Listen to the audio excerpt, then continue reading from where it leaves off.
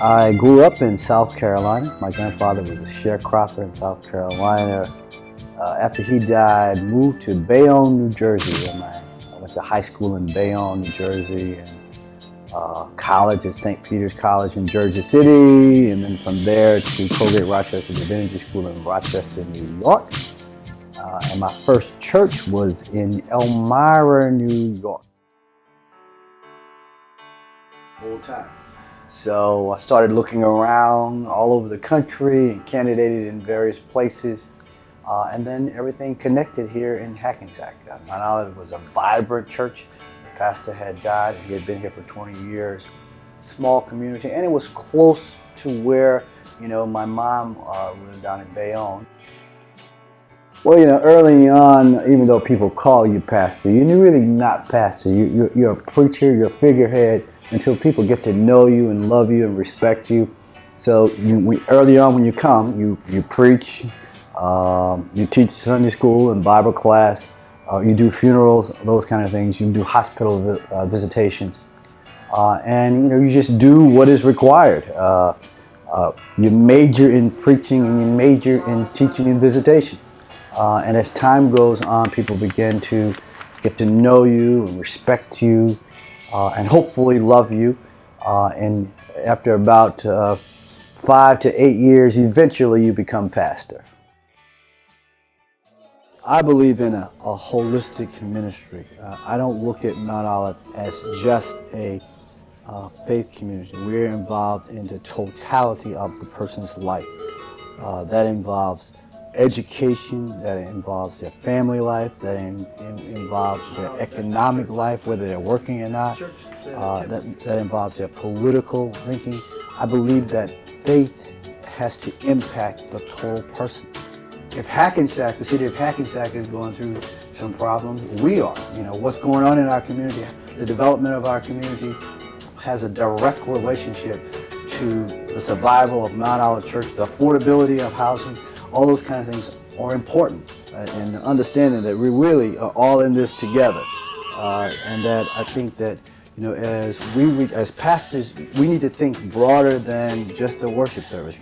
Mount Olive is more than a worship center. It is a community organization that reaches out to try to empower people to be the best that they can be, educationally, politically, economically, socially. And we're interested in housing, we're interested in anything that impacts the life of our members. And as we develop as a city, we want to be a part of the thinking and a part of that engine that makes Hackensack the best she can be. Recognizing and realizing that every community goes through ups and downs. Sometimes when the community is going through downs, people want to abandon the city. That is not where we are. We're here for the long haul. We're here in the low seasons as well as the high seasons, and we're committed to making Hackensack the best community that she can be.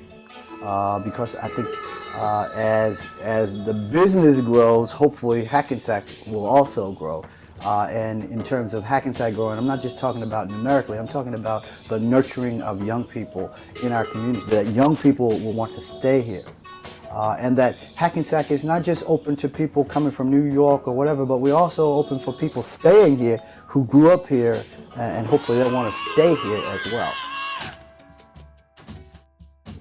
From what I can see, it seems as if this is a part of a renaissance for the city of Hackensack, the redevelopment of Main Street, the redevelopment of our downtown community with new buildings and new stores and new starts and new possibilities. For me, that's exciting time. We have an opportunity to get right perhaps some of the things that we did not get right previously. But a part of that creation has to be diversity. It has to be the involvement of every part of our community, the African American community, the Latino community, the white community, business owners, the well-educated. We have to involve senior citizens, how we treat our senior members, and try to create opportunities for people who have been here for a long time so they can stay here given the tax base and the economic situation of our community. We had a wonderful place, not very far from New York, and you can still have that sense of a small town, yet be in this global metropolitan area. Business persons don't just be a taker. That's not what, it's not enough just to be downtown and wait for people to come. You got to be a taker and a giver, and that makes all the difference in the world.